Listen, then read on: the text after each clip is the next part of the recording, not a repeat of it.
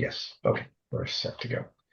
So as I was mentioning, Michael, we're in section 6, and I think it's all that training from Derrida. If I can be critical of it,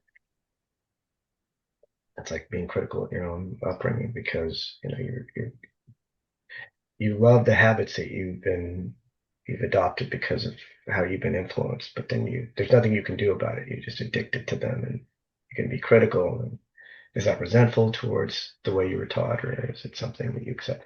Either way, I feel like I don't know how much further we can even get beyond the first few paragraphs now, as opposed to half of a section.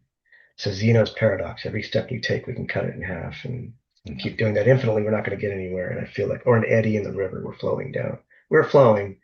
Now I'm caught in this eddy. And some folks know how critical this section is. And then to juxtapose it, the ambition to juxtapose it with Derrida's chapters, which are getting longer.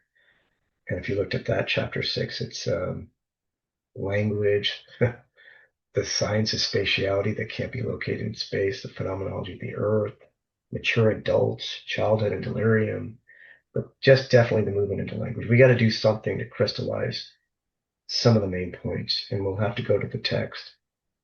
But once again, I think it's best to just continue with the Heidegger first and see what we can do with some critical points in that chapter 6.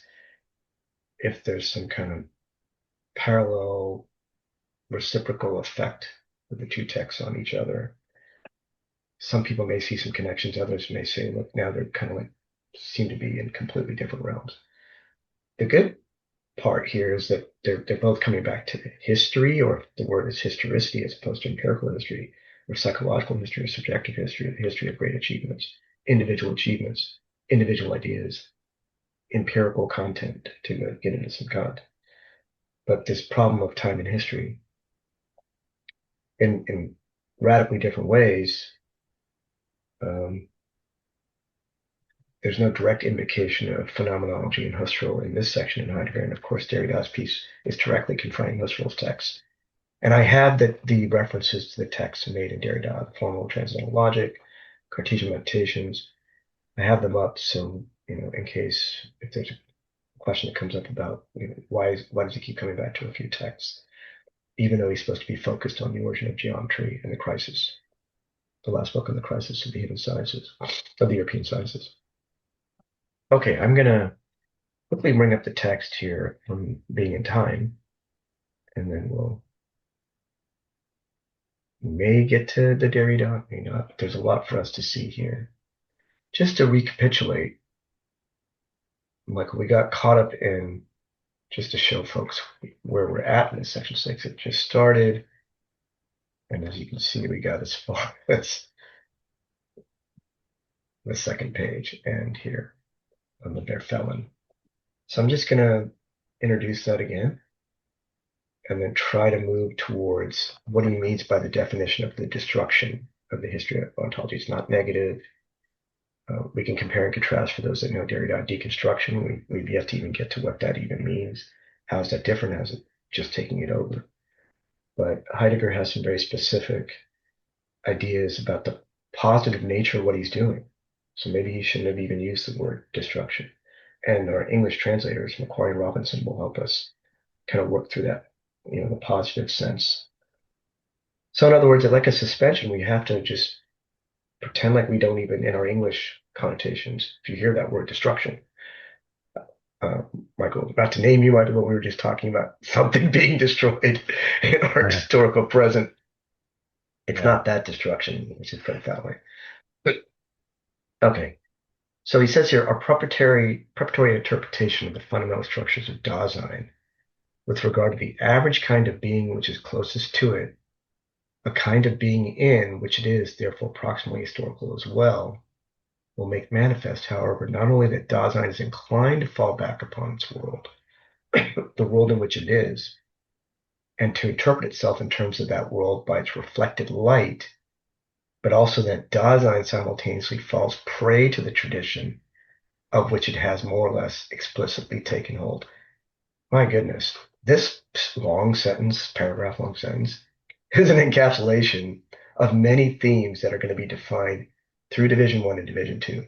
the world, the reflected light, clearing, being there as its there-ness, and to get into some later ideas, fallenness, but especially the idea of world and being in the world.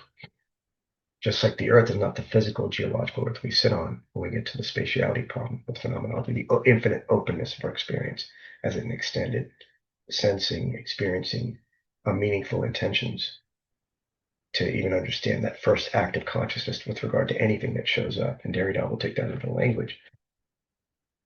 But here, the caution is not to think of the historical in the way you want to think about it, historical events. And this is the hard part, because when you say closest, and many people do define it, they go down that anthropological route.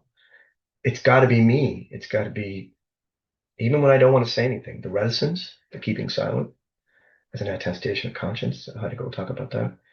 When you're done being like right now, I'm with you guys. We're friends. We enjoy each other.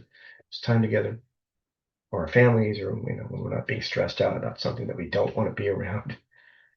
Um, is that closeness? Well, you'll see as we move along distantiality and distance and what he means by deseverance, whatever distance there is between us and whatever's most of concern to us.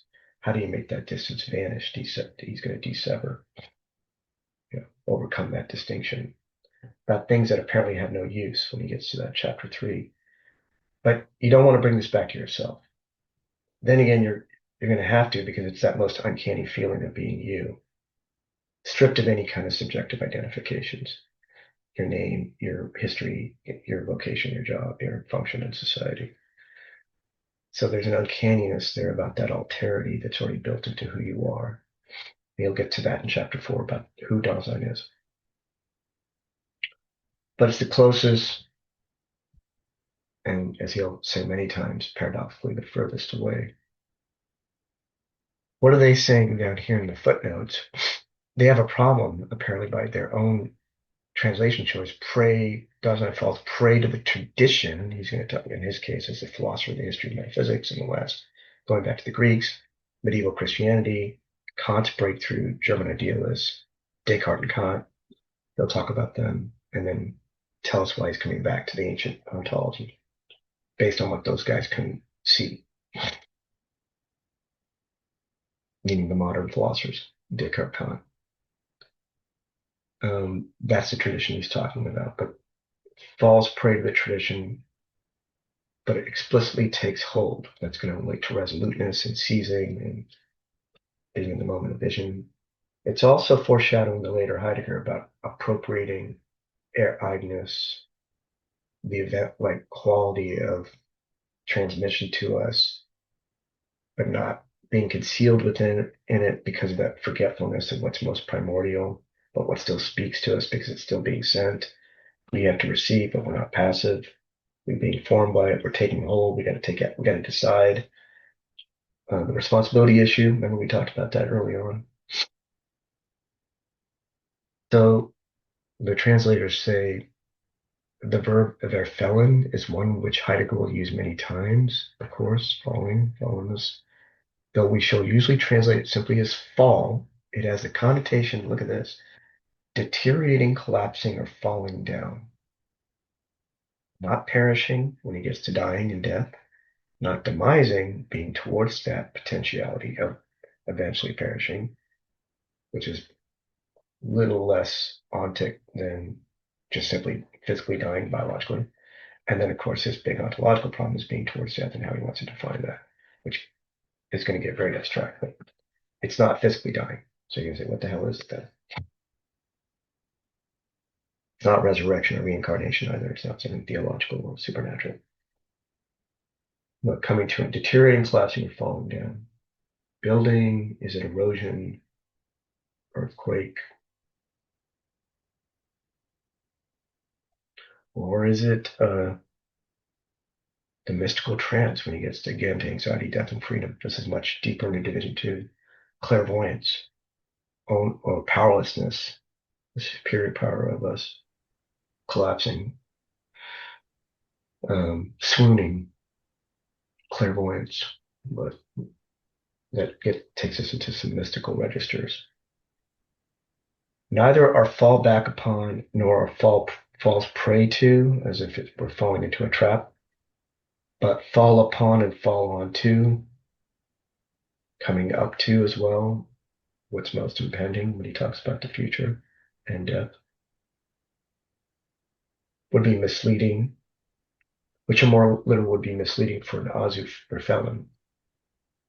And though falls to the lot of and devolves upon would do well for the felt with the dative, they will not do so here. So I don't know what they're saying, but they're like basically clearing out everything. But let's keep in mind this deteriorating, collapsing, falling down. The tradition keeps it from providing its own guidance. So it's reserved, it's concealed, it's not giving us the roadmap or the rules. You might think it does through the history of metaphysics and logic, principle of non-contradiction, the substantiality of the subject, the I, which Descartes will install, Kant will revolutionize how we deal with that.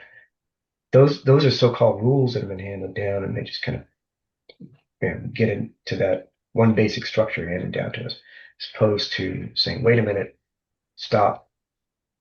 No one's posing the question of the meaning of being. No one's even perplexed by the fact that we're not answering it or we can't answer it. Where are we now? What are we supposed to do? Whether in inquiring or in choosing. Wow, look at that. This holds true and by no means least for that understanding which is rooted in Dasein's own most being and for the possibility of developing, namely for an ontological understanding. Ontology, answering the question of the meaning of being, Husserlian ideas, meaning, expression, sense, um, what we're most committed to, what shows up for us, what we're intending towards. That's for Husserl, but for Heidegger, there's no subject doing this. It's just the meaning of the being, the question of that, and the meaning of the question. Someone has to inquire into that. Therefore, their own being must have that as a possibility. And then the hideous circle, which is not a circle, it's going to turn out to be time as a horizon for understanding being, and the meaning of Dasein's being of temporality. Time and temporality have a relationship. They're not the same thing. But when this tradition becomes master, it does so in such a way that what it transmits is made so inaccessible, proximally and for the most part, that it rather becomes concealed. If we moderns go into Plato and Aristotle, he's going to accuse Hegel, and I don't like that for a lot of reasons, but he always comes back. Okay, it starts with them, it culminates with Hegel. These guys are all stuck in this linear time thing that they never even bothered to question. They haven't even posed a question properly. But this is a tradition. We can't make up another tradition. And for Western folks, this is the Western tradition. So we don't have other traditions, and we don't have, other species or planets or life forms. But there's something locked in there that has become inaccessible. We'll call it the primordial sources. For Derridean, it's the engagement with the text. It's how the text shows up and what it does, and what lies in its margins, what it doesn't say, what it doesn't signify, but what it's doing, how it's operating, lie buried beneath there. There is a transmission, but it does so that in a way that becomes so inaccessible, it becomes concealed. Tradition takes what has become down to us and delivers it over to self-evidence. These are the questions we're supposed to work on. Don't invent new questions. There's still some paradoxes or mysteries we haven't solved. Plato's Parmenides, the ancient dialectic, Kant's schematism. What the hell is Hegel talking about in absolute knowing? The end of the phenomenon. He's destroyed everything. Talking about destruction. What is he talking about? Beyond the Christian Trinity, unified into some scientific conception. Descartes' installation of the infinite and the finite to prove that the infinite exists. Let's just work on those problems. Hume's critique of causality. It blocks our access to those primordial sources, what the hell does he mean by that, from which categories and concepts handed down to us have been, in part, quite genuinely drawn. So what's going on here? Now, the translators, if you know something about the German Uber, if I can pronounce it right, Uber get gives, giving, and geben. Uber antwortet, antwort is answer, that delivers over. Uber komene, what does come down to is kommen. Uber lieften, handed down to us. But if you, they're not saying it here, but the Uber is not the company, but Uber is very important. Above, over, Übergang, passing through, Überwindung, overcoming. You don't hear about those right now, passing through, overcoming. But transmission, given over, delivered over, Yeah, Raj, handed. I don't know for a fact, but I wonder if part of what's going on, beyond the obvious difficulty of the thinking, is that Macquarie and Robinson are wrestling with what they fear is a Christian interpretation of Heidegger. So you got verfallen is, that notion of sin. Mhm. And so they want to bracket against that while still Sure. translating it accurately, or as accurately as you can't even say accuracy in Heidegger studies, right?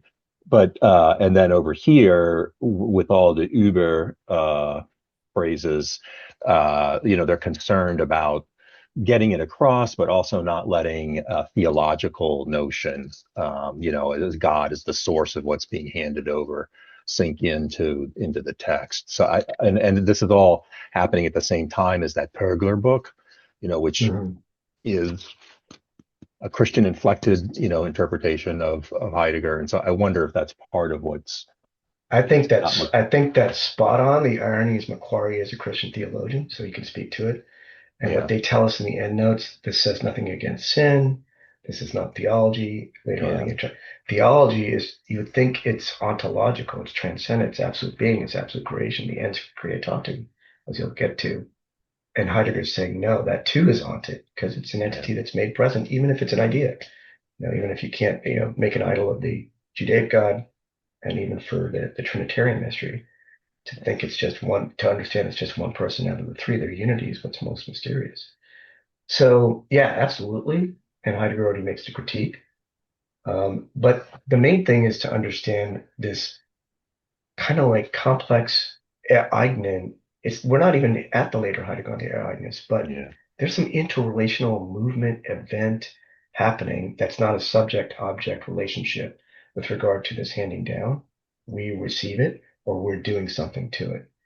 Heidegger is so radical that it's almost like he's saying something else, which we'll get to what he means by historicality and occurrence.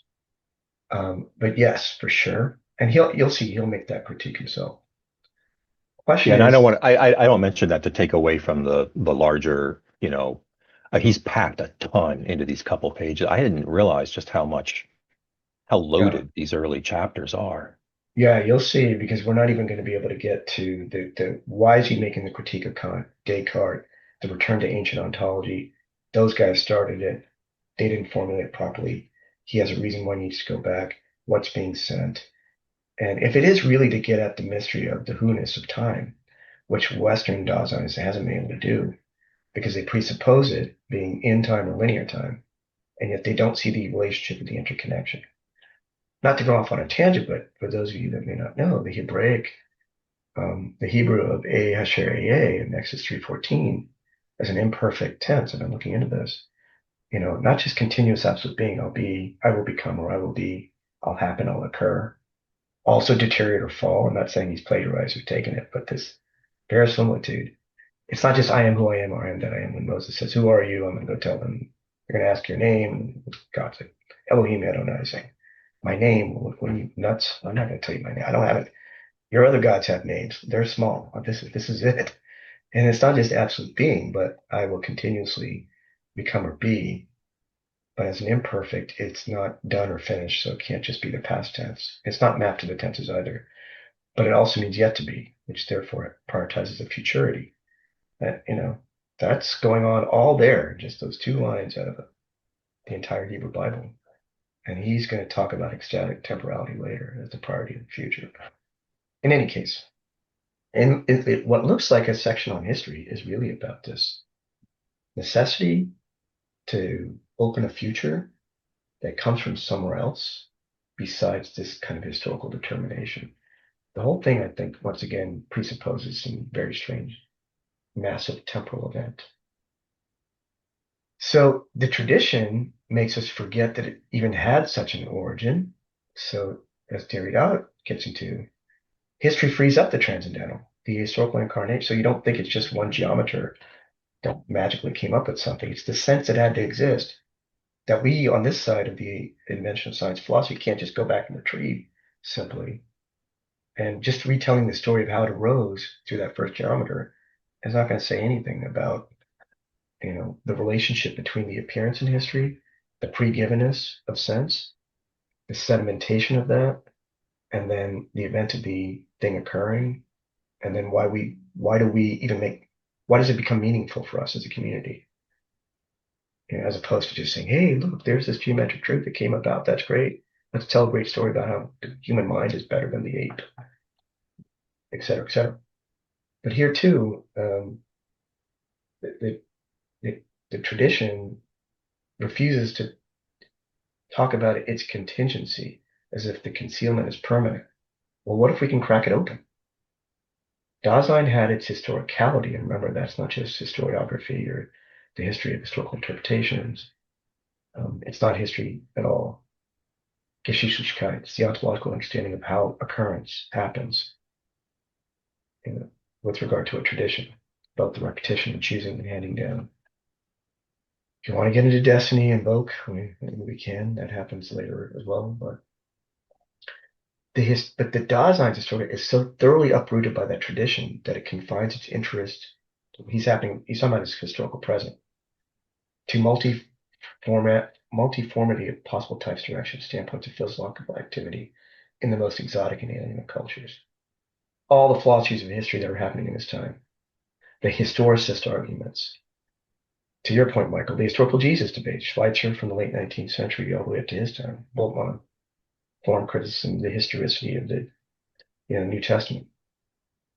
So all that's happening, and he's like, no, that's not getting to the basic question.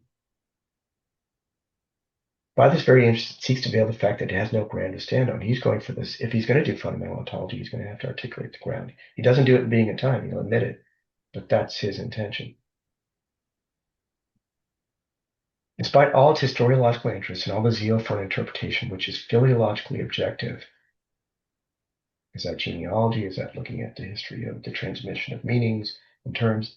Dasein no longer understands the most elementary conditions which would alone enable it to go back to the past in a positive manner and make it productively its own. Productive appropriation.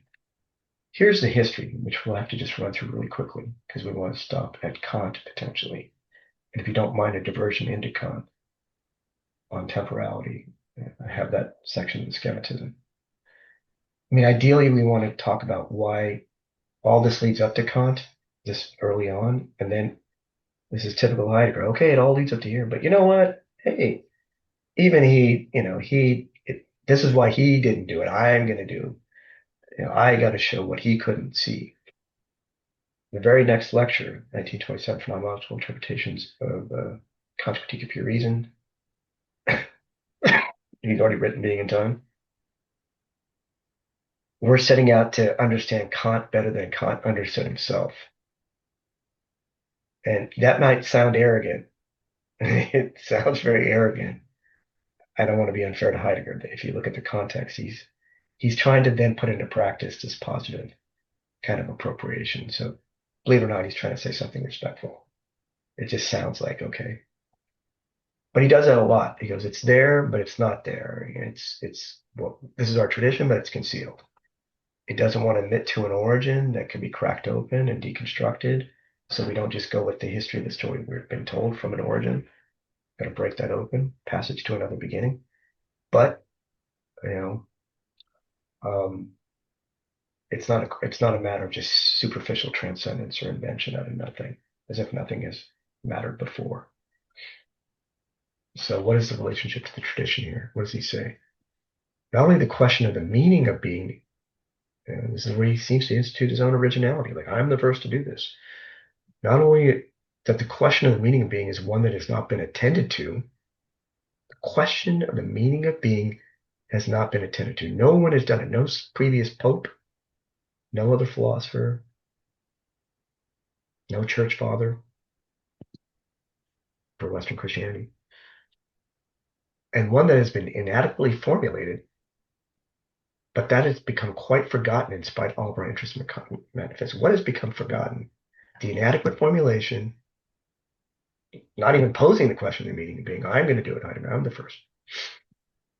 That's all forgotten. Forgetfulness of the question of the meaning of being. Remember, that's the history of metaphysics is based on that forgetfulness, the ontological difference between being and beings. He installs that difference. It's forgotten. That's what we arrive with because it's either principle of non-contradiction or we use logic to come up with metaphysical concepts to explain everything, prioritizing presence and present, which he doesn't want to do. Neither does Derrida. Or the entwinement of logos, speaking and truth with ousia, being, the entwinement that you can speak about being and its truth. And, the truth of being is dependent upon the fact that it can be conceptualized or spoken about. Derrida's logocentrism. Greek ontology and its history, which in their numerous affiliations and distortions determine the conceptual character of philosophy even today. True. Prove that when Dasein understands itself or being in general, and of course it has this relationship to being, it has an understanding of being, there's a weird back and forth movement between Dasein, its relationship of being, or the question of the meaning of being, it's built into it, it's been developed. It's setting out to try to answer this question, but it has to inquire into its own analytic structure, which he lays out here in Being and Time. There is no answer to the question, by the way. Time is supposed to be the question, the answer to the meaning of being, but we don't get to what that is beyond our Western tradition of linear time, successive now forms, starting with Aristotle.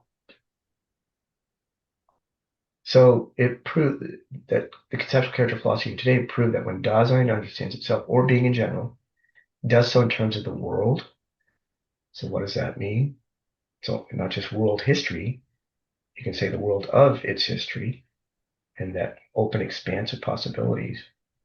That ontology which has thus arisen has deteriorated, there's your deteriorated or felt, to a tradition in which it gets reduced to something self-evident, merely material for reworking, as it was for Hegel.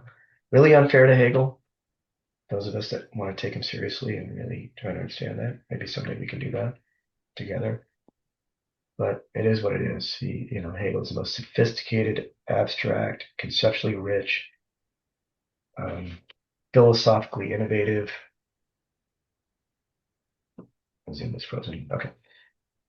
Hegel's the most philosophically sophisticated, rich, conceptually deep. The architecture and also the terms that he has, especially after Kant, breaks things wide open, introducing a number of new terms that he's going to try to raise to another level, is a mere reworking of what already started. Okay, that's what he thinks. And of course, he'll attempt his critique of Hegel at the end. But in the Middle Ages, this uprooted Greek ontology becomes a fixed body of doctrine. Its systematics, however, is by no means a mere joining together of traditional pieces into a single edifice. He has a lot to take from the scholastics and their reasons why.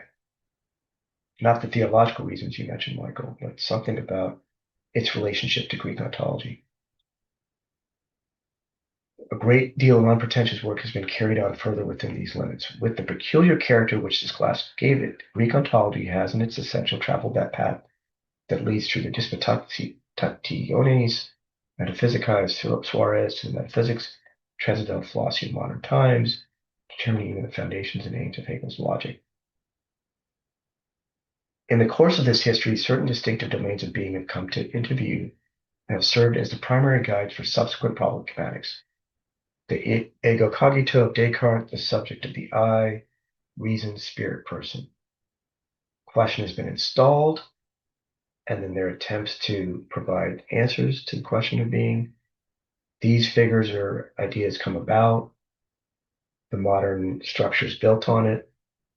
And before he gets to chapter 4 of Division 1, the Who of Dasein, it's not going to be these guys. It's not the I.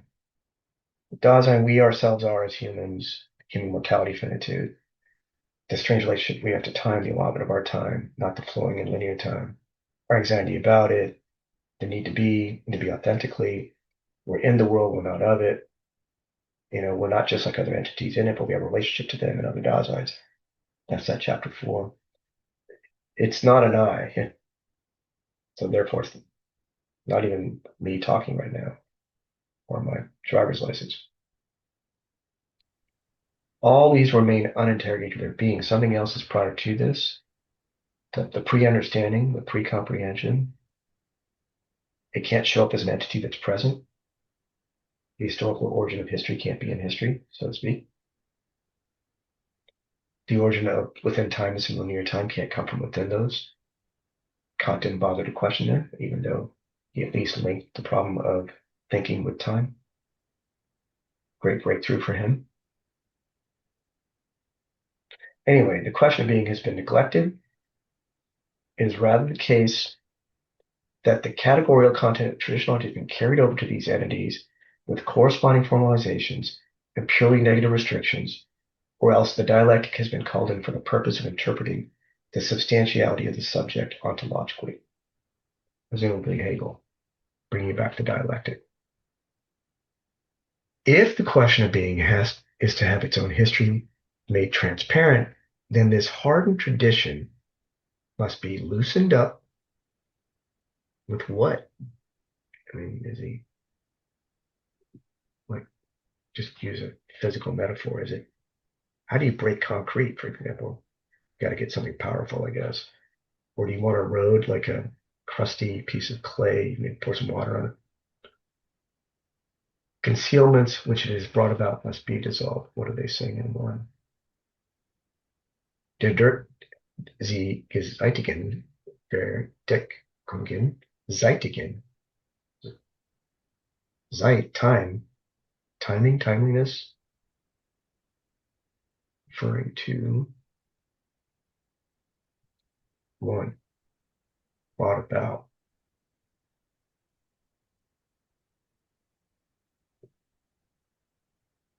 My German is not going to be able to tell us what the particular terms refer to, but the Zeitigen and the Zeitlichkeit and the Zeitigung, timing, timeliness, temporality is not Zeit, time, especially chronological time or spatialized time. What he's doing to his own historical present by making this announcement as to what work they're all encased in, maybe we are too, and what is responsible thinking is to break that open. We understand this task as one in which taking the question of being as our clue, we are to destroy the traditional content of ancient ontology until we arrive at those primordial experiences in which we achieved our first ways of determining the nature of being, the ways which have guided us ever since. Scott Blumenberg in the 60s will talk about Übersetzung, reoccupying primordial questions. He was heavily influenced by Heidegger, but not using the answers that people gave. You want to reoccupy the question, like in that primordial way when it first arose, first geometers, Husserl and Derrida. But not in the way we've been formed by it. You see, the origin started. Here I am, and if I can get to a primordial sense of how I'm going to occupy that question, like it appeared to them, with all the mystery and wonder, maybe infantile naivete that they seem to have had because they don't operate with all this complexity like Kant and Hegel do. But, it's not even destruction as in like destroy and like dismiss, but be there again, so to speak, and go down a new history so you don't end up like the one we're in now because we've forgotten the essential quality of what's being asked. In demonstrating the origin of our basic ontological concepts by an investigation which their birth certificate is displayed, we have nothing to do with the vicious relativizing of ontological standpoints. As he's saying here, we can just all have different perspectives on what that origin is, or how do we interpret Aristotle and Plato and the pre-Socratics? But this destruction is just as far from having the negative sense of shaking off the ontological tradition. We must, on the contrary, stake out the positive possibilities of that tradition, and thus always means keeping it within its limits. These, in turn, are given emphatically in the way the question is formulated at the time and in the way the possible field for investigation is thus mounted off. You might think this means that if you're going to go back into these texts, you're not just going to run rampant and just chaotically just destroy everything. You have to be carefully attuned to what limits are being set down and why, which is transcendental philosophy. It's Kant. It's better. Reason is better off not trying to answer metaphysical questions that can't be answered, but examining its own limits and the way it operates as the act of transcendence. That's the fun part. No, it's proof of God, proof of eternity, proof of time, and proof of free will or whatever the metaphysical questions are. Kant started that. Remember in the cosmological antinomies. What's more interesting is to show the limits at work in those arguments as an act of self-consciousness, so we know how free we are truly within whatever capacities we have to do whatever we can do. So you may be getting that from that. On its negative side, this destruction does not relate itself towards the past. See, look at this. He gets this from maybe Nietzsche and genealogy, the history of the present, I would say. He's taking aim at everyone that exists in his own time, perhaps in how they relate to history in the past, the way of treating the history of ontology, doxography, intellectual history, history of problems. But to bury the past in nullity is not the purpose of destruction. Its aim is positive. Its negative function remains expressed and indirect. So positive appropriation, critique of his historical present, not wanting to be determined in the way everybody else is, because they're not asking the fundamental question. Keep being open as a mystery. It's an open horizon. The openness of the horizon ironically relates to time. But the fact that he'll say later on, no one's bothered to ask, why is time so critical when you're posing the question of meaning of being? What is the connection between them?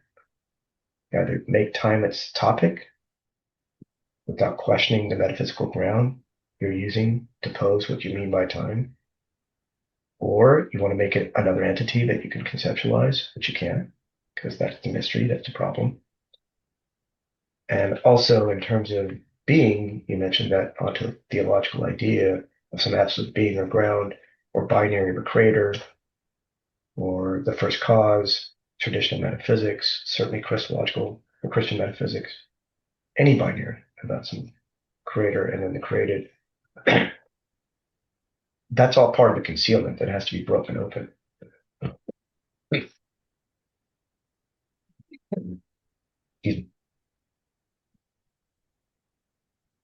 The destruction of the history of ontology is essentially bound up with the way the question of being is formulated. So imposing the question, the destructive component speaks to, I guess, a unique type of method. It's not Husserlian phenomenology per se. There is a role for phenomenology, but in this destruction component. And he's read enough Nietzsche, so is it Nietzsche's genealogy of morals, which will show up later on conscience? But Nietzsche asks, has anyone bothered to put into question the value of values, hence transvaluation, unknown frontier? What's the value of these values, good and evil? They're so stupid now, the way people talk about it. In his time, pretending like they've killed religion and yet they've carried over the values. They don't understand what elements have come from these things that have trapped us in our own will to power. It's all inauthentic anyway. Nietzsche's critiquing everything, right? But destruction is not genealogy because he's not talking about questions of good and evil per se, or more the origins of moral values. He's talking about the biggest thing possible, the question of this word being, meaning and being. Much bigger. He's going back into the heart of metaphysics, which starts with the Greeks. The framework of our treatise, which aims at working out that question in principle, which requires a destruction, will carry out destruction only with regard to the stages which have been, in principle, been decisive for different epochs. Ancient Greeks, medieval classicism, Christianity, pre-modern breaks from that, starting with Descartes, I guess Leibniz, Spinoza, and then the critiques of metaphysics, Hume, and then Kant's attempt to deal with that massive critique and resolve it, Hegel. And this is where we have to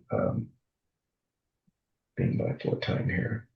We can just get through this Kant part and then maybe take a detour into schematism because he invokes it. It's so big. And by the way, as far as I know, this is the last you're really going to hear of it. Like a real full on saying, hey, ironically, maybe not ironically, but if you keep going down this introduction, you're going to get the architecture of his treatise, two divisions, with their sections, and then a third division, which doesn't show up and has these parts to it. And by the way, we only have part one and two divisions, sorry. But then you have this third division, which doesn't show up. And conveniently, you got what you see right here. Talks about it here. Doesn't happen again, but it's announced, which he doesn't get to. Kant on schematism, Descartes' cogito, and Aristotle on time physics. If you just fast forward to the end of this introduction of being time, that missing division 3. But this is very important, and so therefore we'll have to look at it. In line with the positive tendencies of destruction, we must in the first instance raise the question whether and to what extent the interpretation of being, here we go, and the phenomenon of time have been brought together thematically in the course of the history of ontology, and whether the problematic of temporality required for this has ever been worked out in principle or ever could have been. Not time, not counting time. Time is the measurement or the counting of the numbers of movement, like a clock ticking away, calendars. Not my time or your time. Hey, I'm late and it's early. Oh gosh, I'm going to be late. Or wow, I'm getting so old. I know the end is approaching eventually. I don't want to think about it now. Young people usually don't. They don't have to. They're not sick. So we're going to bracket all those. It's temporality. And then for Kant, first through Kant, and then what he's going to have to show. And at the end of this section 6, presence, making present, not making physically present, not Gegenwart, the present, but the idea of awaiting, parousia, Anwesenheit, presence, presencing, waiting, coming, arrival, occurring, the phenomenon of appearing and manifesting, but not as a thing. That'll come later, not mapped directly to the tenses of past, present, and future. Later in this section, but just keep in mind temporality is very loaded here. That's why I say it's never been posed. Okay, the first and only person who has gone any stretch of the way towards investigating the dimension of temporality, or has even let himself be drawn hither by the coercion of the phenomena in themselves, is Kant. Kant also in the Schematism gives up, and Kant does say this. He just goes so far. It's 10 pages of his whole critique. And we'll look at one definition of it. Hegel will have to respond to that in absolute knowing, and reconfigure that a bit, make time and notion, time and thought, as opposed to the unity of thought and being, which is the history of metaphysics. But according to Heidegger, it's Kant. Only when we've established the problematic of temporality can we succeed in casting light on the obscurity of his doctrine of the schematism. Guess what? In the Basic Problems of Phenomenology, 1927, yes, the last section on temporality in Kant, but we don't get into the depths of the schematism. The phenomenological interpretation of Kant's Critique of Pure Reason, last 2 pages of the whole lecture, finally goes through all the other components of the Critique of Pure Reason, but the schematism, 2 pages. And then what everybody believes is the solution to come about all this is in the 1929 Kant book on the imagination, apprehension, intuition, imagination. How do all those 3 work? How do they map to his 3 ecstasies of coming towards something, having been something, making present? How does that active consciousness actually work with regard to time? That's what people say is there, but my intuition is, okay, fine, but if you just stay right here, there's no further development of what was promised in this great work, and whatever he ends up doing himself in Division Two about temporality, movement, history, and then desperately trying to like deal with all these big figures in a very cursory way, Aristotle and eventually Hegel. Kant himself was aware, casting light on the obscurity of his doctrine of skeptic, but this will all show us why this area is one which had to remain closed off to him. See, everything is closed off or concealed to everyone else. They start it, but the question of meaning being is closed off. The relationship between being and time. Time is a question, to put it into question for the first time as to what it is. Meaning the question, what is the question of the meaning of time? Not just the question of the meaning of being. Not just metaphysically, what is time? And let's get at all the paradoxes of time. Past is no longer, present is yet to be, future is yet to be. How can the present move in that direction, in this direction? How does it divide itself and maintain itself? Et cetera, et cetera. The Aristotelian problem gets handed down and just gets reworked all the way up to his modern time. He's going to say, hey, I'm suspicious of that. I'm asking something else. But he privileges Kant. Kant himself was aware that he was venturing into an area of obscurity. The schematism of our understanding, because now Kant's talking about, how do we know things and how does it operate? What are the limits? Why we can't get to actual things themselves, but there are limits within the way things are organized for ourselves. So we use those categories to receive the manifold of our experiences to understand anything. Time is critical in the whole operation there. The schematism of our understanding as regards appearances and their mere form is an art hidden in the depths of the human soul, the true devices of which are hardly ever to be divined from nature and laid uncovered before us. Here Kant shrinks back, as it were, in the face of something which must be brought to light as a theme and principle if the expression being is to have any demonstrable meaning. So Heidegger, being ambitious as he is, saying, wow, he happened upon it. He shrinks back from the magnitude of what he had to work out. We have to go down back into that if we're going to have a chance at our question of the meaning of being. In the end, those very phenomena which will be exhibited under the heading of temporality in our analysis are precisely the most covert judgments of the common reason for which Kant says is the business of philosophers to provide an analytic. If it's okay, we can pause here. These last two sections will take us back to Descartes Kant, back to your metaphysics about staying away from the theology, which we'll get to and why that predetermined in many respects Descartes Kant, who's going to secularize that, put it into a modern form, and then the whole last section is about discourse and being present. So we're not going to be able to get to that. We can do two things here. We can just round up, maybe say a couple of things about Derrida if we want to. But I think, so we're all on the same page. We're not just glossing over. The Kant paragraphs are just a few.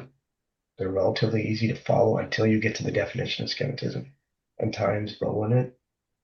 But I think if we're going to be serious readers, we can't just see Heidegger invoking someone like, especially this section, that's so pivotal for everything. So if we just take a quick look at it, if that's okay, then we'll conclude and we can have our discussion. I don't want to lay out the whole architectonic of Kant's critique of pure reason. He's got an introduction. He's got his method. He's got his elements. He's got these two parts, the aesthetic and the logic. The logic is divided into aesthetic is space and time and our intuition of it. The logic is divided into this analytic of concepts and principles, and then the dialectic, these antinomies. And it's just Kant's amazing way of saying, hey, there are a group of people over here that says the universe goes on forever, it's eternal. And there are those over here that says it's got a beginning and an end. He can show how both arguments present themselves, try to be persuasive, and yet this is how they fail. They fail in a different way. You think they're talking to each other, but they're not. That's his dialectical critique. does have free will and necessity, the existence of God and the soul. But, you know, that's the second half, or a big chunk the of the critique of pure reason. But this first 100 pages leading up to this schematism is pivotal for at least the Heideggerian notion that if you're going to isolate something in Kant, that he didn't just take from Aristotle's logic on the categories. And Kant admits what he takes from Aristotle in his categories. This he wants to credit Kant for, like, okay, is he the first guy to link time in a profoundly new way to how our understanding works? But he doesn't question what that time is. He just adopts the traditional notion. That's Heidegger's point. So what does Kant say here for our, try to clear up this problem, what understanding and reason can accomplish? What are our pure concepts of understanding that allow us to do anything? We'll never get to the thing itself, but at least we get some basic sense from our experience of things as to why we say we can understand them. In the subsumptions of an object under the concept of representations of the former, in all subsumptions of an object under a concept of the representations of the former, meaning of the object under the concept, it must be homogeneous with the latter. In other words, whatever representations we have with an object, hopefully it's homogeneous with its concept. The concept must contain that which is represented in the object. That is to be subsumed under it. For that is just what is meant by the expression an object is contained under a concept. You could have just said that, but he's more interested in how do these things come together? Not just subject predicate. This is that. He's literally talking about, okay, you're going to represent something. How does it fit the conception of it? Thus, the empirical concept of a plate, which we all see, has homogeneity with the pure geometrical concept of a circle, which you can only intuit. It has no empirical content. The roundness thought in the former, you can think the plate, see the plate, experience the plate. That's it.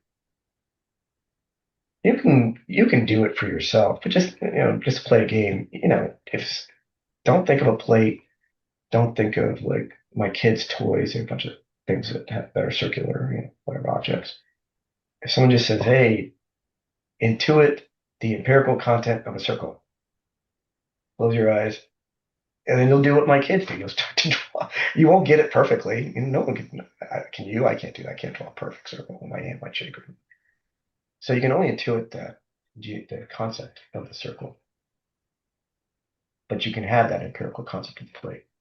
He's not done. This is the great part. I love this. Pure concepts of understanding, however, in comparison with the empirical, indeed in general sensible intuitions, are entirely unhomogeneous. Can't intuit a pure concept unless it has that empirical, sensible kind of sense, empirical, sensible intuition of something. The circle is not a thing. An object can be circular. Now, how is it that the subsumption of the latter under the former, thus the application of the category to appearances, how is the subsumption of the latter under the former, thus the application of the category to appearance possible, since no one would say that the category, causality, could also be intuited to the senses as is contained in the appearance? So even there, something causing something else. You're talking about the point of relation, point of impact, hitting the billiard ball, the whole relationship, the event of the appearance of the concept of causality? No, but you can have an empirical sense of something being caused, for example, hitting the billiard ball. The question so natural and important is really the cause which makes a transcendental doctrine of the power of judgment necessary, in order namely to show the possibility of applying pure concepts of understanding to appearances in general. In all other sciences where the concepts through which the objects is thought in general are not so different and heterogeneous from those that represent it in concreto as it is given, it is unnecessary to offer a special discussion of the application of the form to the letter. So, for whatever reason, he's not going to deal with all of the sciences. If you're going to talk about philosophical concepts, he wants to know what's going to make it possible for things that we can only intuit but not have any empirical content, like a concept that's massive, causality, or something geometric? How is it that we can then use that concept when we start representing things and objects that we can experience so it fits underneath there neatly? There's got to be some homogeneity. Well, this is great. This is his breakthrough, as you'll see, for Heidegger. It's clear that there must be a third thing. What is this third thing? This transcendental idea, which must stand in homogeneity. Heidegger does not have a third thing, by the way. He's got Dasein and being. He's got, if you will, a kind of quadruplex. Time is rising understanding being, and Dasein's being, care, eventually death. But that's all going to be rooted in this temporalizing of temporality, which remains mysterious. It's not linear time or being in time. Simple summary. But here's this third thing, which has to somehow relate to the category, the circle, but also the appearance, the plate. What the heck is that? This is the subjectivation, activation of the subject, doing what it's going to do to think and understand anything. Again, this doesn't look like Heidegger at all. He's not talking about knowledge or understanding. He's talking about answering the question of the meaning of being. That's phenomenological. This mediating representation must be pure. Well, that's pretty cool. Can't be like anything in the world. It can't be ontic, any entity. Dasein's not an entity. It's not present in the world. It's not ready to hand. It's not definitely not physical or biological. It's not spiritual or the soul. He doesn't want any metaphysical concepts, spirit, notion, cogito. But he's going to hone in on Kant. This mediating representation, third thing, links up to both the sensible, the intellectual on one hand, and the sensible. So it's a representation, and this is the transcendental schema. Now this is where time comes in. Now, the concept of the understanding contains pure synthetic unity of the manifold in general. That's pretty cool. The concept has to have the synthetic unity of the manifold of anything we can sense as it comes to us. And it's going to do its work to like actually carve out an object for us.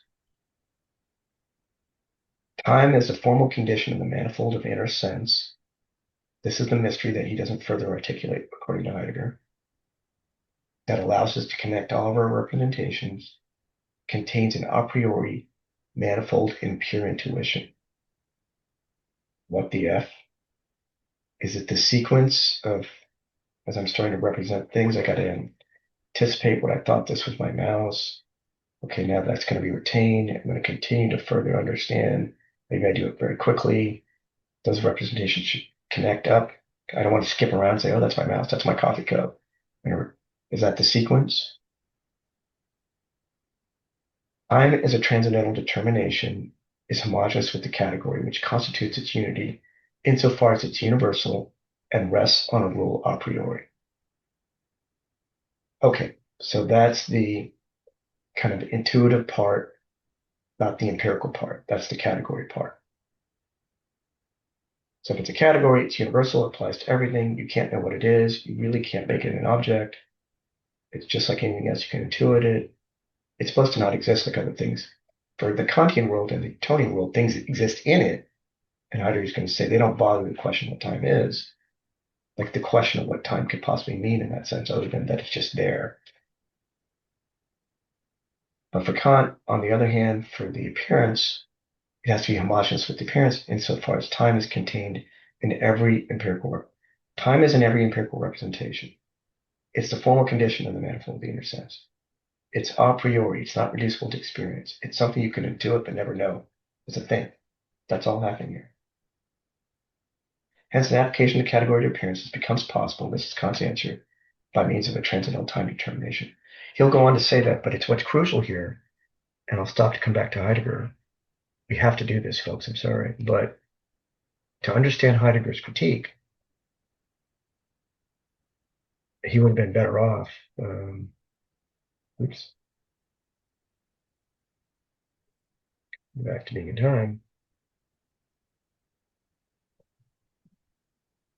What happens after this schematism are what's called not the concepts of understanding, but the principles. And one of them is called the analogy of experience.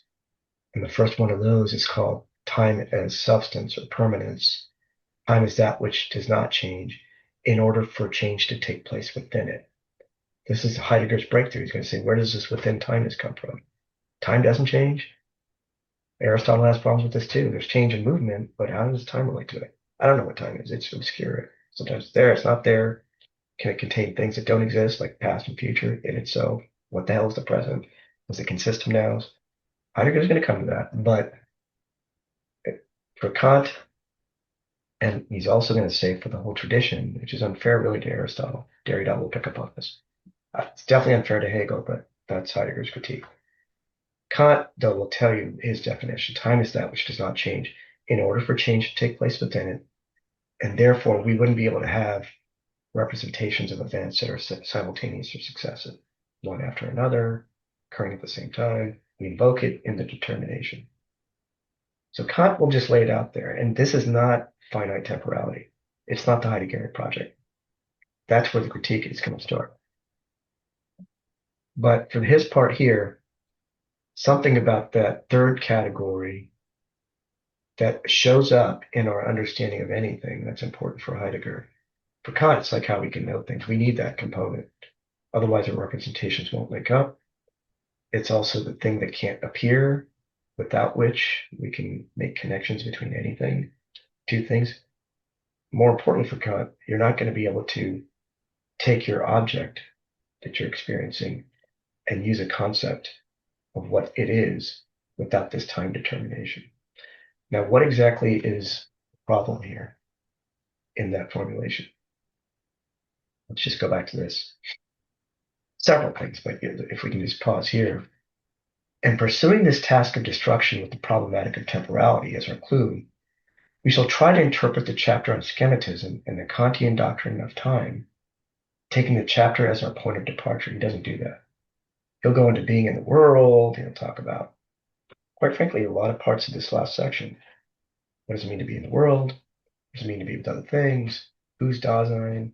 It's not an I. There's a they. The they draws us in, tempts us, and makes us fall into the world that it's constitutive. There's being with other Daseins, presumably towards their own kind of authentic relationship to their finitude. There's just being in the world, being with the world. Everything comes with the world that opens up to us and clears things, so we can have a relationship to our own being there with things. And eventually care, Zorga, like the basic structure of why we even care about this question of the meaning of being. That's all division one. And then there's division two, death, resolve, temporality, time and history again, this neglected being towards birth, and then the history of philosophy, the last chapter. But here, we shall interpret. At the same time, we'll show why Kant could never achieve an insight into the problematic of temporality. We didn't get much from Kant even in that paragraph. And you're not going to get other than time is that which does not change in order for change to take place within it, which is not even Aristotelian in the physics. There are two things that stood in his way. In the first place, he altogether neglected the problem of being, I guess, okay. And in connection with this, he failed to provide an ontology of Dasein as its theme to give a preliminary ontological analytic of the subjectivity of the subject. So this analytic that we see in being and time with all its themes, language, care, death, resolve, choosing, trying to be authentic, coming to grips with our finite temporality that's allotted to us. How do we have an understanding of ourselves as a whole, being in the world? Yeah, Kant's not going to say all that. Fine. It's almost like he's saying, hey, Kant didn't write being in time. Yeah, he did. So what? But more than that, his problem is this uncritical assumption about both the subject and what it can do, and this unquestioned nature of time, which is not going to be temporality. He took over Descartes' position quite dogmatically, notwithstanding all the essential respects in which he'd gone beyond him. Furthermore, in spite of the fact that he's bringing the phenomenon of time back into the subject again, that's good, his analysis of it remained oriented towards the traditional way in which time had been ordinarily understood. And this is it, the linear time of now points flowing, coming to be and passing away, or being within time, or time is spatialized, let alone something that we measure physically through clocks, number of movement, or the scientists, relativity. They spatialize things and make it a thing. We're not talking about things, but we're talking about the most fundamental question for the Western Dasein. I've said this before, that the West is weird in that, yeah, it creates this thing called metaphysics based on these Western resources and passes through its Western Christianity. But it has always struggled with the problem of time.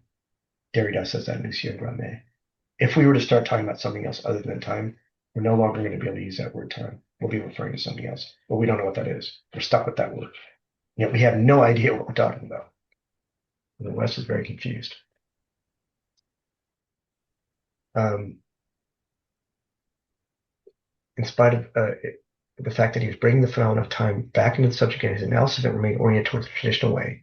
In the long run, this kept him from working out the phenomenon of the transcendental determination of time. Everything that you'll see a little bit in Being in Time, chapter 3, section 65, very little, 10 pages on ecstatic temporality. And then, of course, 4, differentiating that from all the regular notions we have of time. Still very little about this equipotential relationship between past, present, and future going on in our imagination. And then he tries to work it out again in after the 3 or 4 books that come after, lectures that come after Being in Time. Because of this double effect of tradition, that concealed tradition hardened, has to be loosened up, what's most primordial about what's missing and what was transmitted, what we're going to do to destroy or relate to it so we can positively appropriate it, and the relationship between time and I think, is shrouded in darkness. It didn't even become a problem. So, okay, Heidegger, you're making this the problem.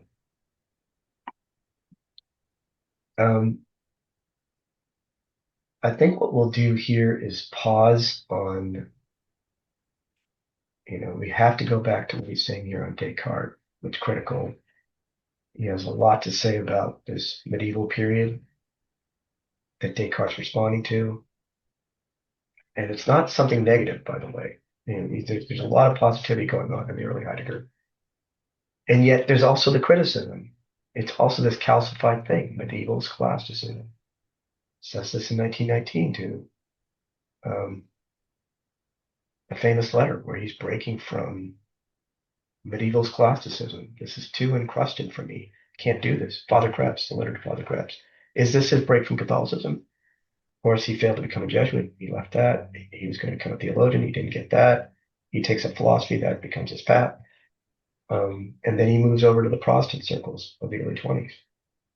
So I'm breaking from all this, but not, it's not just a no to the whole structure. It's opening up the space for a new way into Christian metaphysics. Well, what is that new way? What was he getting at? And it wasn't going to be anything dogmatic or based on principles, let alone an architectonic of deductions from a first principle. So whatever what we think is scholasticism, he's talking about an appropriation. That sounds kind of scary. Then by the time you get to this last page, which we'll do some other in our next section maybe, is you have to differentiate even when he says presence, parousia, ousia is being parousia, Anwesenheit, Gegenwärtigkeit, which you get from the translators. Yeah, it's not just when he talks about presencing or making present, Anwesenheit, parousia, relationship to ousia, relationship between being and time, unconcealing, occurring, happening, all those massive registers is not just the physically present. That's the ontological optic distinction. And it's not just the tense present. That's the whole issue here. So let's bracket all this. And if we just say that, if we can just kind of end here, the tradition, if you just, not put everything into question, put everything at stake, which is also the Derridean register, in his historical present means not discarding the past, not accepting what you're being taught about it. We got to go back to it. We're going to reappropriate it. And we're going to lay a stake in the ground here that maybe the fate of the West is going to have to be this relationship between posing the question of the meaning of being, but also calling into question the history of our concepts of time. And then we have to ask about the relationship. Why is it necessary? Okay, if Kant brought them together, he then fell prey to this traditional way of talking about time. I just want to, the only thing we'll have time for is, if it's okay, is looking at that last section of chapter 6 in the Husserl book, The Origin of Geometry. 6 is amazing because it does take us finally into language and what Derrida thinks, credit to Husserl for coming back to it, but not making it a problem like he's going to do. He's going to question everything, since history and linguistics, structuralism, but here he is on the phenomenology of language, the priority of spatiality in general. But where does time come in? It comes in many respects. If I take you to this last footnote, this long footnote here is about the earth and the life world and nature, not German idealism, the speculative conception of nature and the reconciliation of everything, or pantheism or panentheism. This is something else. It's not the geological earth that we have to be on, but this idea of an open world of possibilities. It's about how things can have meaning for us. So in other words, it's not just, again, our delight in working through a geometric proof. Oh, that works. That's solid. Why is there a community ready to receive the first breakthrough in the head of the geometer in a language that's not just nonsense? It's not just then coming up with it and teaching others, but the fact that this becomes meaningful, there has to be some preconditions for it to become meaningful, for it to be in operation inside the first geometer, to get excited about it, to then be able to go say something about it. That's the aporia. Something breaks through for the first time in history, and history frees it up. Then it's out there. It becomes a fundamental truth, and that accumulates. That becomes our canon or our tradition. Then we live in it, and we get to talk about it and work within it. But that very first sense, that very first enactment or activation, that schematic organization that had to occur, requires these sediments that had to have already been there. But we can't just have concepts of those sediments. So what does he say? It's, there are points where he talks about omnitemporality or this fundamental form of temporalization in his own other way through Husserl, not Kant, Heidegger and Kant. I'll just read this, and I want to take you to this last footnote. This is what ends chapter 6. The first part here is about space. If there's going to be a phenomenological science of space, the starting point is not in space. You see, that phenomenology's great breakthrough. Not the a priori intuition of space in an Newtonian thing. It's there. Physicists need it. They'll never define what it is. If it's empty, it doesn't have anything, energy, matter, objects, planets, whatever. So it's not that space, physical space. But the phenomenology of space as world that opens up the infinite possibility to be in that community within the limits that were set and passed down to us can't start from within space. The phenomenology of the world can't start with the physical world. We'll say, well, what's the distinction? Very important point. Well, let's see what Derrida says for time. That's how he ends the chapter, which is great. And he invokes the phenomenology of internal time consciousness.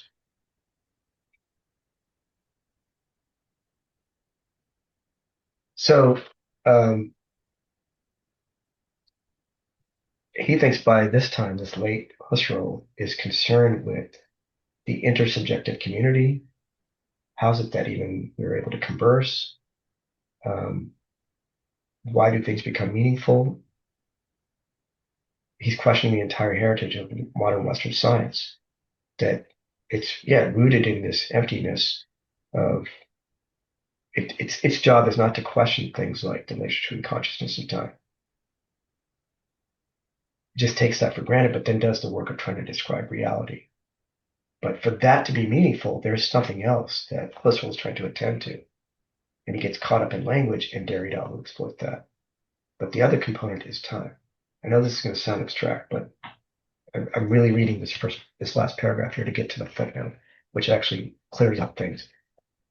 Before being the ideality of an identical object for other subjects, perhaps a geometrical truth, before you get to that, sense is this ideality for other moments of the same subject. What first starts out as an inchoate process of discovery then becomes crystallized. The first intuitions, maybe, groping in the dark before E equals to MC squared emerges. Einstein himself saying it's the strange activation of the imagination, the most beautiful thought had to be true, didn't have to wait for the empirical proof. But it's really the coming together, but yet it's the same subject in which other moments are being linked up. In a certain way, therefore, intersubjectivity is the first non-empirical relation of ego to ego. Is he talking within himself? Of my present to other presents as such? When he wants to make his critique of the individual nature of Dasein, for example, in Heidegger, on death, when he said in his aporias, he says, me approaching my death is meeting myself as other. I can't die my own death then. It's not me. It's just to maintain this fidelity to the Heideggerian project. It's not just physically dying. I'm not religious. I don't think of a resurrection or reincarnation or afterlife, but I can no longer continue to pass through that non-existence. Come back and tell myself, hey, this is what it's like. You're dead. So maybe I'll meet another, but it's just me. And he also plays with this in Romeo and Juliet. Two different people dying, but they end up dying at different times because they misperceive what's going on. They outlive each other. If you know Romeo and Juliet, but point being is that this other me, that the first non-empirical relationship of ego, my present and present, this is time, how they link up to other presents as such, as others, as presents and past presents. Uncanniness of deja vu, maybe it's a memory that just comes out of nowhere, gives you a new sense of what it was like to be back then. But then why are you getting it now? Who's that? Is there an underlying substance that's the same? No, because I'm not the young version of me. Intersubjectivity is the relation of an absolute origin to other absolute origins, which are always my own despite their radical alterity. Thanks to the circulation of primordial absolutes, the same thing can be thought through absolutely other moments and acts. We always come back to the final instance of this, the unique and essential form of temporalization. He's going to put into question the living present. Heidegger's Anwesenheit too, presence and present. The living present, not right now, chronological time, but us together and speech and presence. The community, the tradition, language, the archive, all of history, all of reality, the whole world, the earth. So many different names for this. Infinite horizon. And the recursive of going back and maybe seeing what is other to something.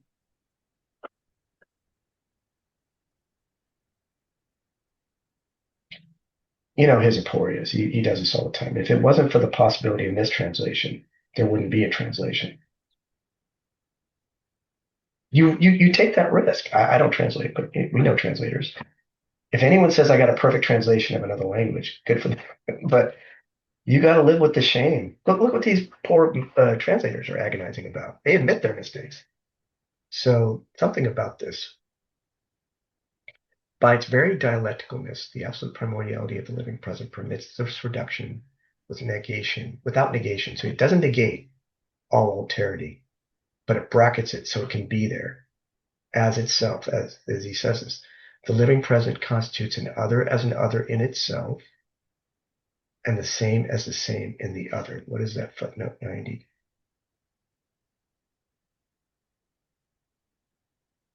And then I'll just stop after I read this footnote. I don't want to go on too much further. The possibility of constituting within the unique and irreducible form of a living present, unchangeable in itself and always other in its content. It's that first activation of sense. That's the Husserl problem of anything. Raj.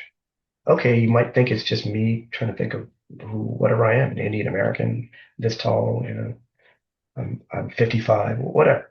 No, it's the uncanniness of me having to be subsumed under all those concepts.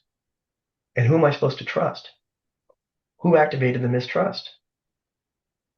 Who's going to maintain the balance between the delirium if I keep going down that path and just acting like the normal adult who's supposed to converse? What keeps it all together? So it's that first activation of sense in anything that has to come from somewhere, but that somewhere also is not showing up in the activation. But if I'm really going to get in there, that concealment, try to work my way into that, I'm not going to negate the alterities that arise in my questioning. I'm just going to bracket them so they don't get subsumed back into the content that I think I'm talking about, because that becomes tautological. I'm not just going to keep answering the question of who I am by stating facts about who I am.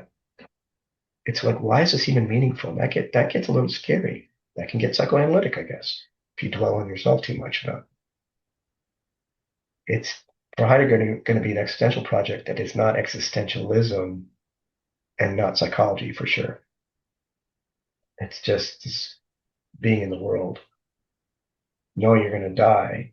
It sounds like a cruel experiment, not knowing when, but at that being a singular project that only you can do. But for here, possibility constituting within the unique narrative form, another now on its basis, another here, another absolute origin of my absolutely absolute origin. If the paradox is one first geometric truth has an absolute origin, you have to believe there is a sedimentation that had to be in place because we have to be born in and raised in a language for anything to make sense, to even be there prior to getting to that absolute origin for the breakthrough to arise. And these happen in history. And when they come out, they're eternal. He talks about that historical incarnation of eternal truths, not Christ, but of anything that we want to call knowledge or truth or reason. And though you won't have those big things if you didn't have an intersubjective community. In the Cartesian meditations, the dialectic of temporalization is invoked as an analogous example of the dialectic of intersubjectivity. So timely, I think, is Kant. That's too small. At least Heidegger will take that into being in the world and Dasein his relationship to the world. And he'll get into world time and, how do we make things meaningful? How do we date things? Like give them dates and significance. But that presupposes something more primordial even for Heidegger. Here, Derrida in 1962, 61, going into, this relationship, temporality, intersubjectivity. But in some unpublished material, he seems to go further. Urheile, temporal hyle, matter from the Greek, is defined as the core of the other than the ego's own. Well, that's pretty cool. On the sense of this notion of alien to my ego, the intrinsically first other of the first non-ego in the constitution of the altered ego, the non-origin of the origin. These are later Derrida registers. Not the thing that shows up, a circle origin, ooh, look, or the chicken and the egg, the little chicken and the egg, but surrounded by this non-origin, or my subject, self, substance, I-ness is foregrounded by something else, I want to call it non-I, that then makes possible this I to emerge, maybe in relation. It's pre-objective, pre-exact, it's not measurable time, which had to become the theme of the transcendental aesthetics. So, and this is the root of transcendental intersubjectivity. in order to talk about the prospects of meaning, being in language, doing anything with those, you have to get to this pre-objective, pre-exact temporality. So, for example, if even a phenomenology of linear time, like even just trying to look at the clock and trying to fill that up with meaning, even as you're trying to understand what the hell it's doing. Think about that. You're just watching it tick away to tell people this is the time. That doesn't tell you anything. The phenomenological orientation of that is like, how does that become meaningful for you? Not because, hey, I got 5 minutes to go do this, but in and of itself, that thing ticking away, um, that's the phenomenological project. That's what makes it so amazing. It opens up the possibility to experience that physical thing in terms of a purposeful, meaningful relationship. You can do all kinds of things like with that. Oh, wow, 5 seconds has passed. I could have thought that. Am I going to do this? Why am I not doing this? You can go mad in the process, but the point is that you can have another, even that dialogue is an intersubjective connection.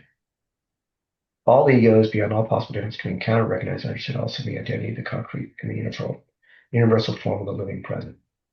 Time as a form of sensibility, and I get that, I guess, in Kant to an extent, is described as the ground of the necessary connection between intentional objects of all perceptions and positional presentifications of an ego, union of egos.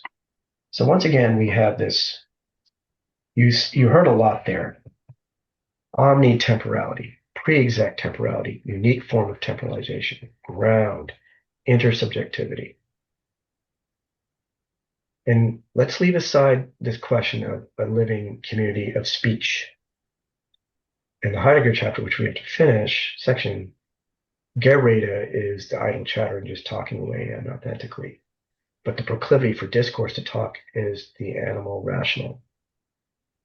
The importance of language, but the open possibility of being in language to then encounter anything in history that occurred for the first time, not to understand or just not to just be curious to say, oh, wow, how did Newton come up with those laws?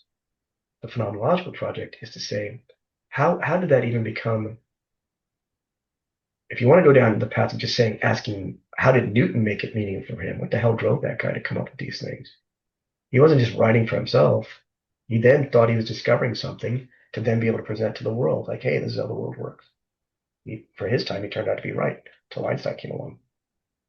So it's more of like, in an interesting way, being in the world is temporalized.